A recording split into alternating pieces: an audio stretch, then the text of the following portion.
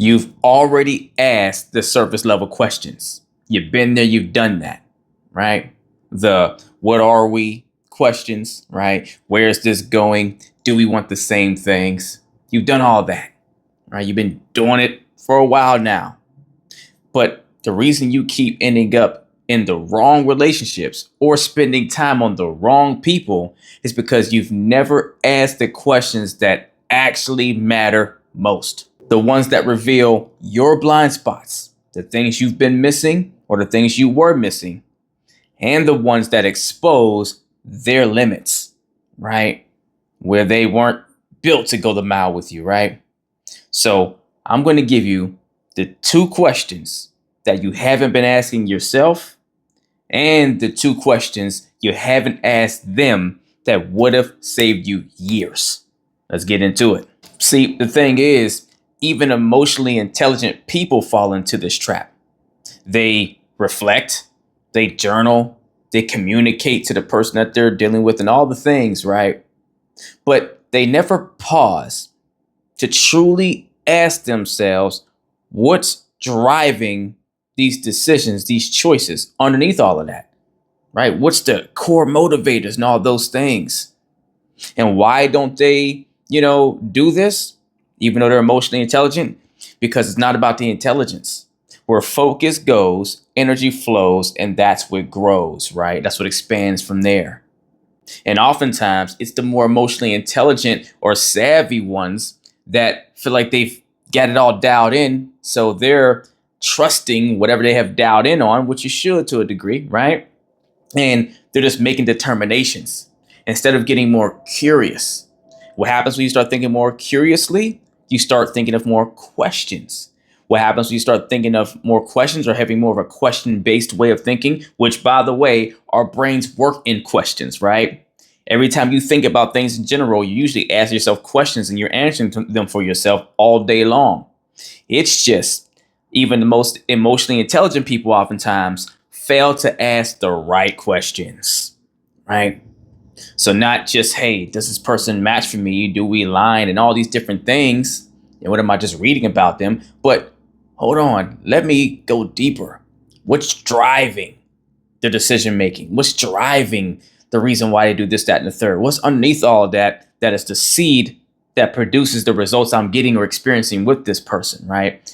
That's the space you're not going to, because when you start asking better questions like that, and then you go 5 levels deep on those questions to really keep digging up and getting further and further down to a core why under those things, that's when you start getting profound answers that is an eye opener to seeing the playing field or seeing the situation with more clarity than you ever have in your life. So let's start with the 2 questions you haven't asked yourself, and then we'll get into the 2 substance-based, keywords, substance-based questions you need to ask them early. Self-question number 1. Am I choosing this person from my healed values or from my unhealed wounds? Oh boy, we're about to wake somebody up today, because this very question alone can change your entire dating life if you're willing to answer it honestly for yourself. So this means, are you picking them because they align with your peace or because they match your pain in familiar ways? Now be honest, right? Is it chemistry or comfort with dysfunction that feels familiar? Because that can feel very much like chemistry, right? Why? Because you're harmonizing with something that is toxic, but it feels really familiar to you, right? It almost has this unhealthy sense of a comfort zone because of what you're used to. So it kind of feels right to you because it's what you're familiar with and what you're accustomed to dealing with, but it's not actually feeling harmonious to you because it aligns and speaks to your spirit, right? So is it speaking to you for the wrong reasons? You have to really be able to answer that question honestly. Because if it speaks to your spirit, then it should bring more vibrance out of you, right? Like just you get to be more of you with this. It shouldn't be I get to feel like I have my footing because of this, even though some of the components of what's happening here don't necessarily produce the most healthier serving results that I can identify myself. And self question number 2. If nothing changed about them in the next 12 months, would I still choose them? Why is this important? Because most people don't fall in love with who they're actually dating. They fall in love with the potential of who they're dating and what it could be, what it could become. That's what happens when most of us get the most of our feelings and all those good butterflies and all the, warm and fresh new car smell sensations in that first 3-month time span of the honeymoon phase. Because that's when things are at their most vibrant and new and fresh, and there's no big challenges that you face yet. And everything's just amazing. And both people are bringing the best of themselves to the equation because you're all excited and giddy and you're running off of dopamine and all the things, right? And that's usually the time period where those that we have the best chemistry with, we tend to catch the most feelings for because it feels so good. It feels like breathing fresh air. It feels like, my gosh, I want to do this with this person forever if it can make sense and it can work. And where, yes, you may be learning and seeing some real hard truths about that person that says, yes, this person truly is compatible with me. It is virtually impossible to know with absolute certainty that that person is compatible with you for the long haul in that short of a period of time. Yes, there may be some great things in the beginning that's showing you that. And to, best of your knowledge and mine, it may actually be that in time. But you can't say it for sure because green flags, right? The things you're seeing that make sense to you, they're awesome, but they're not definites. They are signs of potential, not that it's going to be that potential in fruition, right? You need time for that to cultivate and for the consistency of actions to prove that, right? But a great indicator up front that'll tell you that maybe it wouldn't be that so much is when you ask yourself, hey, if they didn't change a thing in these 12 months, would I still be wanting to be here with them? And the reason why that question helps to produce that for you is because when you start asking that type of a thing, now you start evaluating the situation a little different. You're not just so enamored and caught up with the rose-colored goggles on. You're also now looking more intentionally at characteristics and different things, the stuff that, doesn't get put in the forefront, or the things that, you see them do that when no one's looking or whatever. You start looking for different elements to be able to answer that question honestly and intelligently for yourself, and not just saying, oh, because I feel great when I'm around them. Absolutely, they didn't change a thing. Well, that tells me you haven't looked hard enough at them and really evaluated them well enough, or picked apart even the great pieces of them. Why are they so great? What makes them be this way? Where foundation does this come from? What way have you been living that contributes to you being this way all the time, right? How do I know you be this way all the time? Then that opens a whole new can of worms of questions of the stuff to look out for and things you can ask to really get under the hood and get down to the core foundation as to what's beneath or under this way of operating for this person. So I know that what I'm attaching feelings to makes more sense. Now, the more emotionally intelligent folks out there, more mature people, they're a little bit more, their muscles stronger for keeping discipline to not be too head over heels for someone after the honeymoon phase. Because they understand the discipline of, okay, I got to see where this is going to go from here and don't just get too giddy. But even the best of us still are like, oh, it feels so good. I want it to work so bad. And you can start convincing yourself, and you can stop trying to look for certain things because you don't want to ruin the fantasy of what it could be, because maybe it's hard to find people and all that stuff starts happening. The point is, if you can't fully choose them as they are today, then you're trying to date a future version of them that doesn't exist yet. And that is far from love and true compatibility, right? But it's absolutely a rescue project. It's one of those, oh, I see the potential. They'll get there if I just, there's these couple little things that, if I'll just hang in there with them and I'll help them grow in that area, or I'll grow through the experience with them, and, they'll be perfect later on, all that stuff. And why would you do that? Because you're more in love with the chemistry of the situation versus the reality of the situation. Now let's move on to them. So the first them question is, what part of your past are you still working to unlearn? I mean, forget about tell me about your ex, right? This question tells you if they've reflected, if they've grown, and if they've done real work to change, right? Now, let me say this. Maybe they've already done all that work. So it's not, they're not still actively trying to unlearn it, right? Now you want to hear a great answer to that question. They say, well, I'm trying to work this on doing better at not, checking out of a conversation and avoiding the conflict because it doesn't feel good, right? Maybe that's what they say. But someone could have already done that work and it could be past them already, which that's what you really want ideally anyways, right?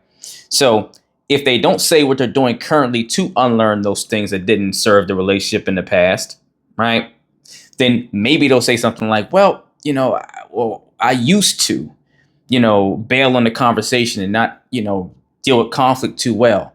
So what I learned from that time period is you can't do that. And here's what I do now. I don't, abandon the conversation. I just say, hey, give me a minute. Let me come back to the conversation and we can finish it up. Or, I set better expectations instead of never addressing it at all. Right. To where now, at the very least, if they're not saying they're unlearning, they're telling you what they have learned and what the result is now, what they do currently. That's different from what they did in the past.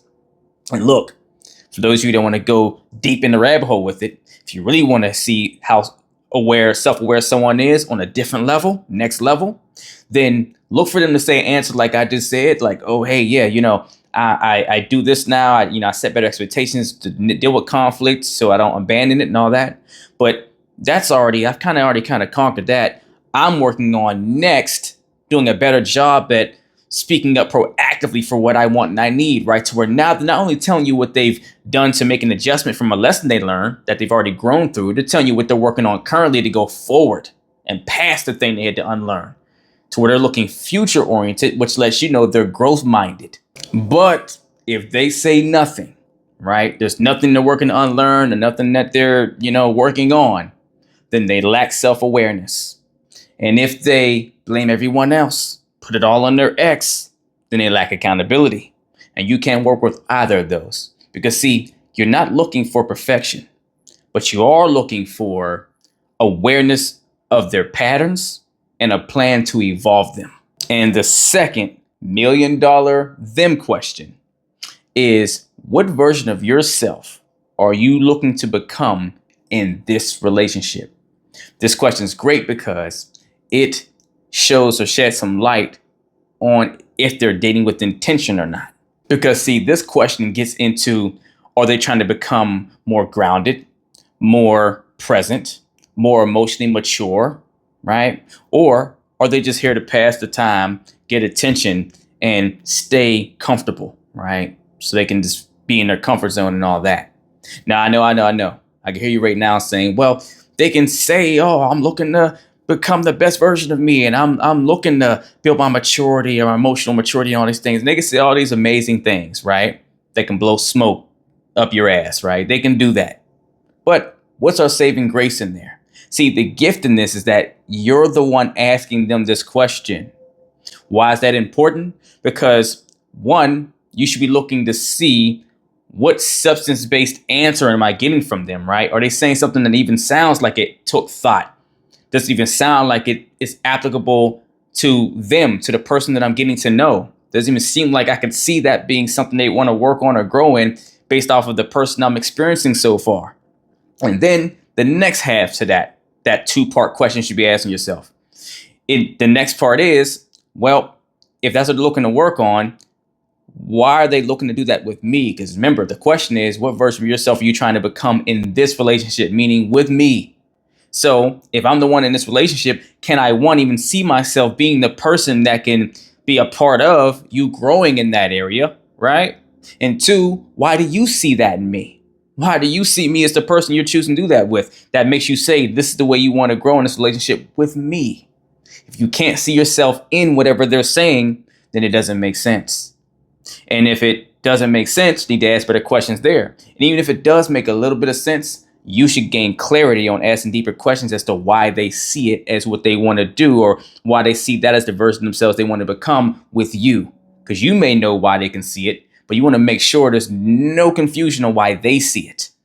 That's when you start making questions like this have weight and not just take an answer that sounds good because someone's smart and intelligent and they can be good with their words. All that good with your words stuff is irrelevant whenever you are coming from an authentic place and you know how to ask questions that require substance. They're coming from a substance base. See, the problem isn't your love.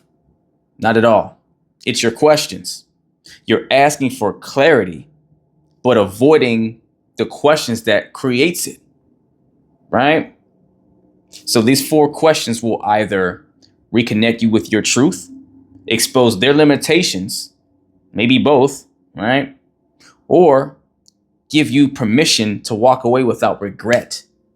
But either way, no matter how you slice it, you win. So if you're ready to stop wasting your time and start dating with structure, self-trust, and vision so that you can then start to cultivate and pull better questions that you ask potential partners out of yourself because you're coming from a better structured base and you want help with that personally, then email or DM me the word coaching and we will get to work, only if you're truly ready to put that work in actual one-on-one coaching sessions.